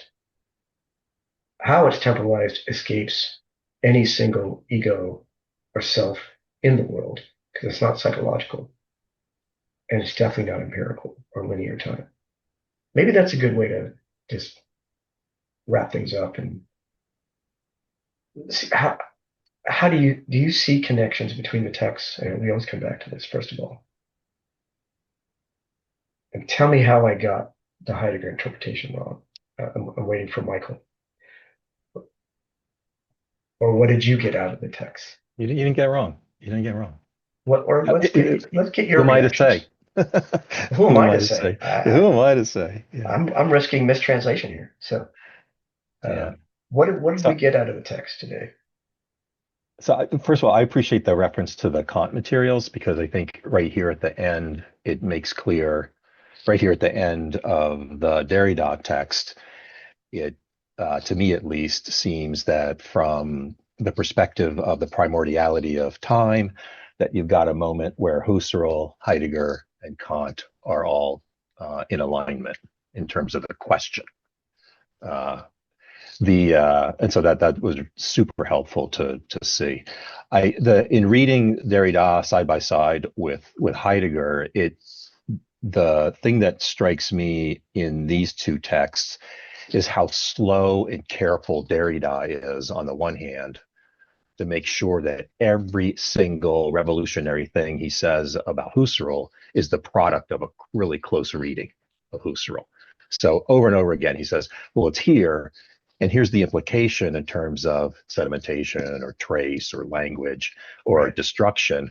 But it's also in these 8 other places in the Husserlian corpus. And so I am not making this up, said Derrida. These Yeah. are real implications Talk of about a the scholarly endeavor. yeah, of the text itself. Whereas Heidegger, on the other hand, runs roughshod through the entirety of the history of Western philosophy. And not only does he go super fast, but every time he says, I'm going to talk about this philosopher, he ends up talking about another philosopher. It's almost a shell game, right? I'm going to talk about Hegel. Oh, no, no. Actually, I'm going to talk about Kant. Oh, no, no. I'm not talking about Kant. I'm going to talk about the Scholastics. Oh, no, no, no. I'm not going to talk about the Scholastics. I'm going to talk about Plato. Oh, no, no, no. I'm not talking about Plato. I'm talking about Parmenides. Oh, no, no, no. I'm not talking about Parmenides. I'm going to look at the most purest expression of scientific thought known to the history of Western philosophy. That's Aristotle. It's like, what? You, Yeah, none but of it. he thinks highly of himself, obviously. Yeah, yeah. And They so didn't bother to ask this. No, has anyone ever asked this? yeah, Derrida's not doing and that here. without literally any textual explication except reference to the you know what he is? He's a rap artist in this case. Like he's pulling he's pulling snippets from Michael, all what are this the music and Heideggerians going to stringing it say? together. Well, if I I can get love rap that. into a Heidegger comment. So I think just from a process standpoint, it's the difference in the two thinkers in this case couldn't be more disparate. On the other hand, I think the attention on Derrida's part to the explication, the introduction of destruction here is really, really important. And I think Derrida agrees with the phenomenality of destruction. We need to do it. It's necessity. I think he would agree with. But there's the later couple of years later, the lecture courses that Derrida gives on Heidegger, where he really works through this part of the text. But I think the implications of destruction in this chapter in Being in Time are just mind blowing. We've got it's way back there. It's not negative, it's positive. It's a process that calls to us. And oh, hang on a second, who are we? Well, we're in this fallen condition, but we can work through it. And then, if you finally ask yourself the question, well, and I don't think Heidegger's there in Being in Time, maybe in the later Heidegger, but what's the standpoint from which one operates this destruction, this deconstruction? Are we always in a process of destruction or deconstruction? And then what's the ground we're standing on in terms of the activity that are taking? And I think the radicality of that moment in Being in Time, it comes out really clearly in this section. It gets a little bit obscured because he runs so quickly through the entirety of the history of philosophy in a way that's unfair to every single thinker that he Sure. cites. Well, Michael, it's interesting because he says horizon, but he says we're missing the ground. And everything that's happening in his historical present doesn't get to the ground. Yeah, So Dazan gets down, so we didn't do this positive appropriation to whatever. Answer the question of meaning being, which is he's going to do it, the big guy himself. yeah. But what do you say to the historian who tells you Heidegger didn't want to write a book? He did close readings in all those lectures meticulously from 1919 up to when he couldn't Mm-hmm. get a job. And they said, look, you got to do something. So this came roughshod in a month. The missing Division 3, the Asper says, hey, this doesn't make any sense. And then Heidegger himself kind of poo-pooing the effort later, much later. He constantly goes back and says, well, not what a failure, but like, wow, that's pretty hastily done. So it is, I mean, and when did he, who reworked the introduction? What version are we getting? But to the Derrida part, if you say, well, isn't he the beneficiary of coming 40 years later as a young person in the 60s in the French reception of structuralism and phenomenology and hermeneutics, whatever Hegelianism they got, and then whatever versions of Heidegger that they were getting because they didn't get the complete version until later, which shows. So the textual effort, and this is also his first effort, I think, is a long commentary and to Husserl's Origin of Geometry that then gives us the seeds for a lot of things to come. And there's so much more we have to explore. So, I mean, the historian's question would be like, well, I know what you're saying. What you're saying is quite profound, which is like, but the historian's question back to you could be like this, like, well, I have an answer to that, like as to why Derrida is doing what he's doing and Heidegger couldn't. But that doesn't take away. I'm not suggesting that. There's no room in the Heideggerian corpus. The irony is that when he's doing that explication you're talking about, you see that in the lecture courses that become books. Yeah. Yeah. Go read the Phenomenology Interpretive Metaphysics or Plato's Sophist or Aristotle. He's in some senses far more meticulous, at least in terms of the Greek. Sure. And it's the Derrida's honest. info. He's saying I'm getting the translated version Yeah. from somebody else, and I'm translating. He doesn't even read the actual Greek script. He's giving us the transliterated version in the Roman letters of the Greek. I don't know. I just never saw him talk about Greek. I tried to learn a little bit, but yeah, Heidegger presumably was trying to grapple with the various tenses of it. But getting back to this question, are we convinced? I'll put my cards on the table. I don't think what Derrida is getting at with Husserl on this primordial temporalization is Heidegger's critique of Kant schematism and how everybody. Here's the weird thing, because he doesn't talk about Husserl phenomenology. Derrida is talking about phenomenology and internal time consciousness, which Heidegger edited. Both this early Derrida and this all of Husserl, at least the later Husserl, was trying to come to grips with some kind of. If Husserl is stuck with trying to link this temporalization back to the ego or the subject and how we operate between our retentions, anticipations, how do we get older, how do we flow through time, how does the movements of those movements occur, how do we go along and yet we're bringing stuff along with us, how do we activate ourselves with regard to whatever we think time is, does it even have a being, all that stuff that's going on in Husserl is happening inside a subject. Presumably, Heidegger's project and the great breakthrough is that it's not happening in a human subject because Dasein isn't necessarily there. Until we get up to this Dasein, we wouldn't even get to an anthropologist, he says, as to what this could possibly mean for us as human beings. And yet he doesn't want to do that theology. Yeah. Dasein's not Jesus or God. So what the heck is Heidegger up to? And yet, this living present that we're all partaking of, alive or dead, in a tradition that is being delivered over to us, but calcified. I mean, do you all think that aren't both thinkers? Do you see both of them as the most radical form of freedom? When I use that word, a thinker or a philosopher can take, not because they're ambitious, egomaniacal a-holes. I mean, some people accuse Heidegger of being that. I'll never accuse Derrida of being that. Isn't it this the liberatory? What is the act of liberation here? And I'm gonna say this directly. I think you mentioned it's the liberation of the oppressed.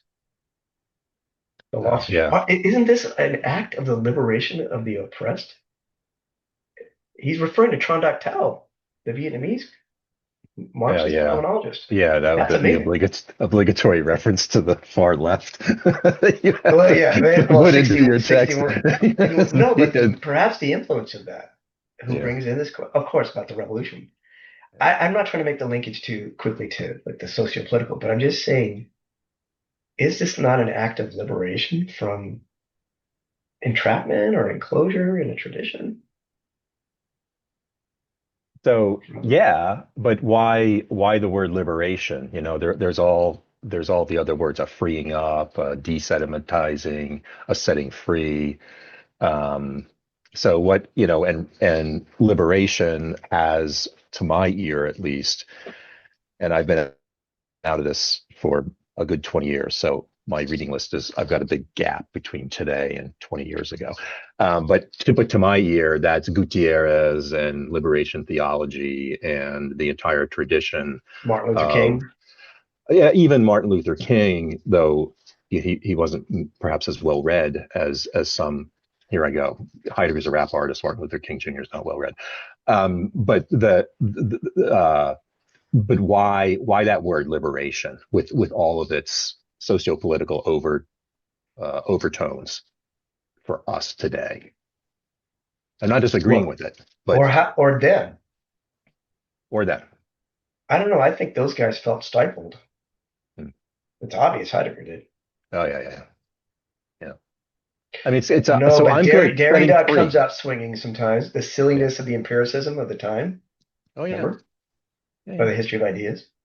yeah, yeah. And he's with the in this piece at least, he's pulling some punches, but not always. He's got some, but isn't the opposite really the case? And when we get to the bottom line here, this isn't ideal at all. And he's not, you know, saying, oh, and this actually weighs out to be exactly what Husserl said and what he meant. No, quite to the contrary.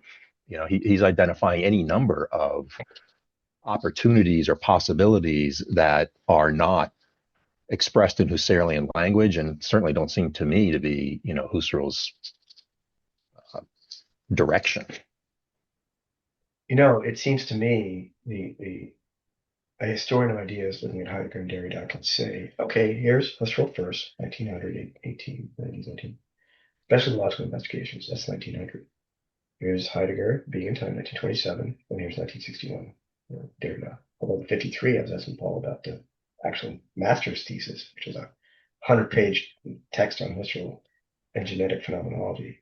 But that's the point, that it's not just the empirical reproduction of the history of truth, but the genetic and phenomenological activation of the question into that tradition that makes it meaningful for us, but also why it's limited and corroding or deteriorating.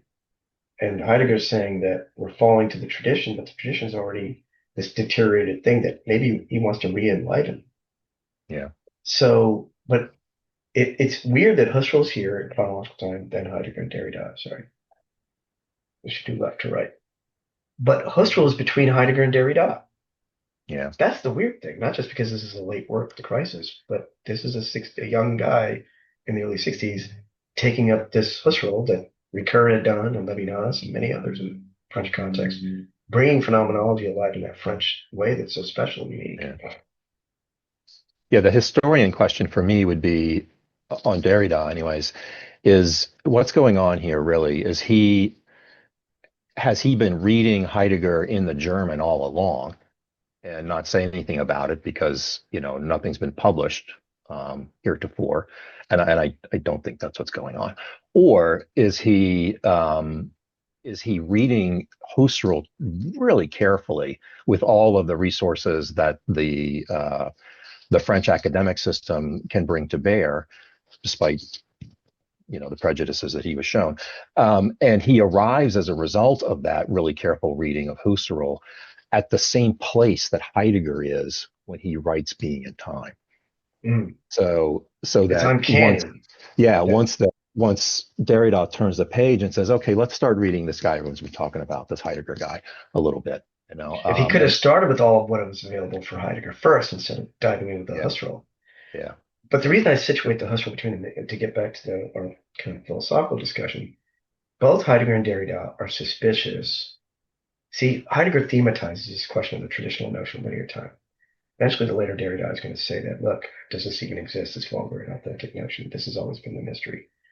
mm, You just kind of had to reduce, or not reduce as in like phenomenology, but minimize both Aristotle's mysteries and complexities, Hegel on the time problem. And therefore, your ontological difference, which hangs on this, is quite frankly not the oldest. He'll bring in his difference. But he's also concerned with difference, Paul knows this, and time and space, temporalizing of space, spacing of temporality. The time question is not having a unified anything appear as present and locked in like an origin. If this thing shows up, something else has been forgotten or is buried. They both have this in common. This can, and then two, the prioritizing of the present among the tenses to characterize everything, being, but also time. So they both have that in common, and you don't have that in Husserl, that critique. no, Inversely, you have this living present, but let's not minimize that and say it's something simple. Obviously, that's what this early Derrida is trying to get at. This highly, what do you call it? Temporal, um, temporal matter or hyle, Mm. pre-exact temporality, unique form of temporalization. Yeah. They're both suspicious of the Western metaphysical conception of time, the fact that the structure's been set up to think that we're within time. Now imagine non-Western spaces. I brought up the indigenous before, or those that want to think about post-colonial kind of considerations, that there are other types of temporalization on this earth that have never been subjected to this. The paradoxes and aporias that the Western guys have said have been handed down in the way Plato and Aristotle have articulated. Yeah. So they have a profound problem with that. All the scholarship focuses on what they're thematizing as their main question. That's the weird thing. Being for Heidegger, speech writing, textuality, everything under the sun practically. But and I think what we're trying to do in this group is like by encountering the text again in their kind of raw primordiality, what they're asking to do, Derrida to Husserl, Heidegger to everything before him, we're trying to do to them. Yeah. So liberation in a way is more like, I don't know, scholarly stacking of the books in a certain order or arrangement to put them in their boxes is not something I have ever subscribed to. And I feel that's what Derrida did. I mean, you could say he's already free being the way he operated. He doesn't need to be liberated. He was also excluded and kicked Yeah. out. Yeah. I mean, he didn't get his library card to start with, much less having it be taken from him for ridiculous reasons. So, to me, and I'll shut up after this because, you know, there are others in the world, but the fidelity with which Derrida takes the notion of destruction and ultimately for Derrida deconstruction, the fidelity that he has with Heidegger's articulation of it and Heidegger's process of practicing it, I think that's that's not going to be a surprise given what we see in the Derrida text on Husserl and the way that text has made me at least read these introductory sections of Being and Time more closely. Well, but again, coming back to that historical question, sorry to keep coming back to this, but Yeah, just he's 1961. The yeah, academy's professionalized, it's specialized, it's technical. There's just more resources. There's more people doing it. If you think Heidegger is running roughshod, what do you think Hegel does in his phenomenology of the preface? He oh goes yeah, through I know, everything in like a I know, I paragraph, know, I know. and he does it to get an absolute knowing, like boom, boom, Yeah, yeah, boom. So it's all done. And hey, look at me. So you can't expect these guys to act like French academics or American or British or what have you. It's in the '60s. Come on, Michael. yeah, yeah. So But Derrida's not, right? I mean, this is a scholastic take. It's just the implications are not scholastic at all. You know, it's here's the first paragraph. Here's what this might mean. Here's what this is based on. Here's where he's, but, says Derrida, the implications of this are, you know, this. And that raises a couple of different challenges for Husserl. And and look at this. That's exactly what he turns out that he's going to talk about next. And so it's very, very textual, very careful, very which scholastic in is that what he way. knows, and people know him to be is interlaced. What do folks think about, I guess, either Heidegger's destruction or what Derrida might be getting at here as the living present, if we're trying to draw a connection between them?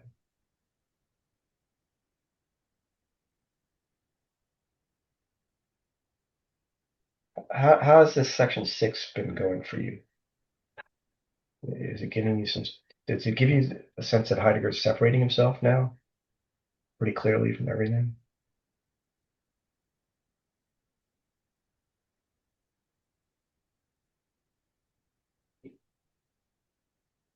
Zach? Yeah, sorry, I had my camera off. I was doing a million things, but No worries. uh, just to get at that idea of the living present, I mean, it's just something that's really interesting to me, and in the social sciences, is totally kind of neglected. So sorry, I don't I don't know how to answer the second part of what you asked about. Heidegger getting away from everything, but um, we don't really think about, like in social science, we don't really think about the experience of time in general. Things are still very kind of structuralist when it comes to thinking about, particularly about history and events, right? Mhm. Um, so I think this idea of a living present is, really in tune with how we are in the world, right? About um, there's not really a grand arc of history or anything that we're connected to. It's like whatever bits and pieces of history you know about informs your view of the present, right? So there's could be entire swaths of history that maybe, unconsciously informing those things, but you have no conscious knowledge of them. It's like everything is I don't know, kind of ad hoc in that way. Does that make sense? Mhm. So if that's the situation we find ourselves in, um, it's like, how do we find that common ground, right? Which is another thing social science is kind of lacking in. Some people were interested in it, like the ethnomethodologists and Garfinkel, about the kind of assumed shared universe of meaning, that people Mhm. interact with Mhm. in regular social interactions. But something nobody talks about anymore, and nobody really was interested in ethnomethodology or Garfinkel except for a few like theory people. Um, so I don't know where that kind of leaves us in my field, but I think it's something we have to think about more. It Sorry. seems like it's needed. It's needed now more than ever. I Yeah, hope. definitely. Good, good. Alex. Yeah, thank you, Raj. I guess jumping on to what Zach was bringing up about the living present as I don't know, the functional recognition of there's the encapsulated moment of the self and possible creation and recognition that is against those processes of globalization or like pan-unificational theories that will suppress other forms of thought, other modes of being, other experiences of time and temporality, even, Mhm. right? So I think that like as we are trying to connect the sense of livingness, like life lived, life in control, life dictating, it connects with again what we said with Levinas, right? These Mhm. sorts of primordial encounters with intersubjectivity that is only processed as a possible formation through the passage of time and the reflection of the self and its other, and that's Kierkegaard, right? Mhm. Mhm. The disrelation But like, between the finite and infinite already built into the finite you know, as a problem, but that anxiety is also the dizziness of a type of freedom if we're ethically oriented to our the most authentic version of ourselves as right. another. But the Levinas, I wish we had more Levinas today in the world rather than what we have in the world right now. There's death and destruction and the unliving. Um, can we mention some theses here about destruction and deconstruction, even though deconstruction isn't named? And it's not the living present. It's because Husserl, I don't know if it was Michael that said it, but at some point he says, "Oh yeah, he's coming back into language," but then he doesn't put this into question, which is what Heidegger is saying about everybody else. Oh yeah, Kant came up on temporality and its linkage to subjectivity, but he did put that into question. That the problem with temporality. So we get beyond the naive views, especially those that hate Heidegger and Continental, and of course, sounds like everybody hates Derrida's deconstruction because they feel like it never meant any, it never could settle on a definition, or he kept shifting around. And, the complete opposite of what you were praising, Michael, which is what I see as the scholastic meticulousness. But if you don't start with a subject and an historical present and say, okay, this is what everything is, and I'm going to set out to destroy how everybody thinks about it and kind of like loosen it up so we can have a new way of thinking, so I'm not stifled by the way the Das Mann that they thinks authentically or inauthentically about, hey, the greatness of the Greeks or the simplicity of the Greeks. Oh, the greatness of Descartes. Wow, he posed that question about how I know things and found a way to prove that there's a way to substantiate how my knowledge is real because I'm real, I exist. Or the proof of God, like, oh, that's cool. We'll just teach that to kids again and just like, say that's the answer. So instead of being that subject that has that relationship to tradition, can we put this? The reason I brought up liberation is not so much liberation or maybe resistance or survival. Um, It's almost like, think of the inverse of those terms. Not destruction is creation, but if you're falling into a black hole, eventually anything outside of it is going to just flow along with time.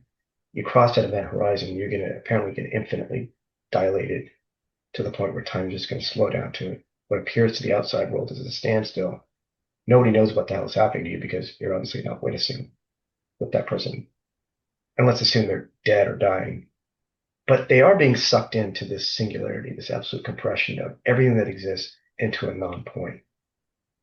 And if destruction is not that, but it's this compulsion not to have that be your fate. Yeah. And you're moving in the opposite direction in many respects. It's not even the physical theories about the wormhole that should be at the end. So if everything goes in and dies, everything comes out of this and is born. I don't want to get into that. I'm not talking about that. I'm just talking about a resistance to falling, deteriorating as an absolute necessity that was built into this Western Dasein. But if it's Heidegger, it would have behooved what's the opposite of what he wants? If he's saying they didn't do all this, would he have been happy if Aristotle? I thought that was so funny. Kant didn't do Dasein and being, of course he didn't. If he would have done that, then he would have been doing what I'm doing. He therefore blew it or he missed the boat. Like, what do you want? Well, the good news is, and you don't have to believe this, but I mean, I happen to believe it. Is there a Western singularity that can use the dialectic or these principles of non-contradiction or whatever forms of logic are at work inside this ancient ontology, as he puts it, on these metaphysical entities, the two biggest of which are being and time? So if we're coming back to it, which he'll say later, it's also coming to us. There's also freedom to choose to take on that task or responsibility. It is enormous, and I'm having a hard time explaining this, but it's also linked to a matter of survival. I mean it in the brutest, bluntest sense, which is if you don't do this, we're all going to die. Now, what the hell does that mean? And I don't mean an apocalyptic death or a nuclear death. I mean, it's just like, is it Nietzschean nihilism? Kind of, we won't have any meaning. And you guys are just goofing around right now, pretending like everything is okay. This is very serious. And for Derrida's part, deconstruction is not just the act of taking apart to open up what can have never been there. He says later on, difference, whatever you think that is, the event of differentiation, difference is delay too, postponement. Either the thing hasn't arrived yet, or I'm late to get to it, or I'm not getting to it because I'm postponing it. But either way, there's some gap that you can't fill in with time or linear time of now points passing. But if that's trace, it's not absence or presence, not word of concept. But if there was this erasure of the differences, Heidegger claims, that was forgotten, it's been concealed, they only want us to question. I'm going to open up the difference between being and beings.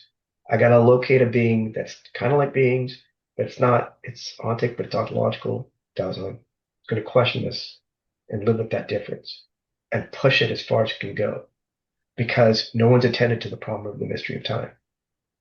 So that's how he opens up. Derrida's not going to open up that way. But I see in this early Husserl, and by the way, if we can do it, I wish we did. If you went back to his 1953, 23-year-old master's thesis, their version of it, it's not the Doctorate d'Etat, it's after the license, it's a step between, but it's also a reflection on Husserl. But there's a whole part that's just on temporality.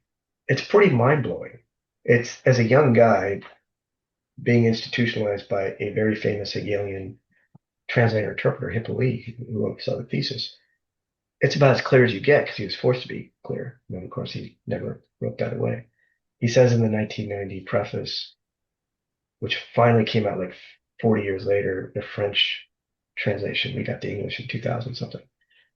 He says in that when it finally goes, I don't even, they asked me to publish this and I was thinking, why would I want to do that? And am I going to be embarrassed or, is there's no way to even substantiate some kind of path or origin, but if you find it useful. I'm summarizing here. Maybe I'm screwing it up. But the point is that there's so much utility in the clarity about what he's struggling with regard to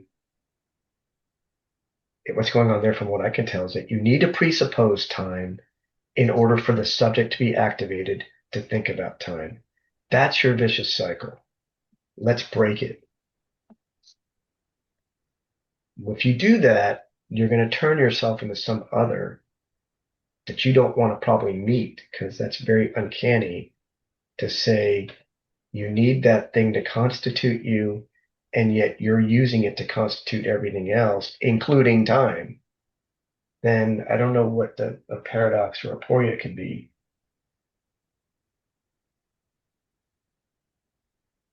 I don't know.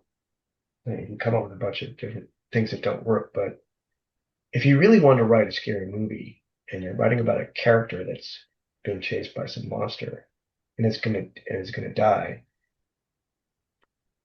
maybe some people would consider doing that. I'll tell you, most people wouldn't want to make themselves that character. You wouldn't want to make that your autobiography. That would suck. But in a way, that's what you kind of have to do with the time problem. So it's going to master you and take you over completely. You want a little bit of that freedom from that question that's going to encase you. And look, Western Dasein struggled with this. Yeah, that's shoot. But damn those Greeks! Why did they have to struggle with the time problem? Just leave us alone. And then they didn't attend to it, which is Heidegger's problem. So I guess we're going to be coming back to this theme, especially if I'm going to ever try to put forward the hypothesis missing in both Derrida and Heidegger for me, my work, which is four-dimensional temporality. You need more than the three ecstasies. And there's multiple sets of interrelationships that you could talk about with regard to the first three, past, present, future, but there's a missing fourth. And they both cryptically alluded to it at different points. Derrida's fourth side in dissemination, which I used to ask him about, but didn't go anywhere. And then also true time is four-dimensional, 1962 on Time and Being, Heidegger's last attempt. After the fourfold and the thing, and that there's true, what the heck? It's not Christian. It's not of three. That's the fate of continental philosophy. And for Heidegger, it's not Nietzsche's eternal return, because that itself was never fully fleshed out. So, but it's not three, and the West can't accept that. It's thesis, antithesis, synthesis, past, present, future, principle, non-contradiction. P can't be P and not B, not P. Three, and then of course the Trinity for Gentile Christian West, which some of you may descend from, not all of you. So what were these guys getting at? And they couldn't cross over to the beginning, which wouldn't be a beginning in the traditional sense. Paul.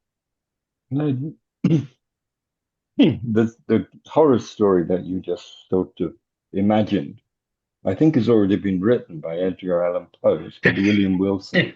Right. It's a better doppelganger over time. Somebody would have done it. Yeah. That itself is drawing on a whole tradition of doppelganger, which I think is interesting as well. But that's not what I wanted to say. I wanted to go back to the comment that I made earlier on, that the word that Heidegger used, Auflockerung, I looked up its various connotations, and they seem not to be I initially read it in the translation as being about breaking up the earth to plant things. And I thought, well, that's a very rustic Heideggerian idea. But then I looked up the connotations of the German, and it doesn't have that connotation. So it's not about breaking up something that's hard, like concrete. It's about loosening up something that has become stiff and hardened.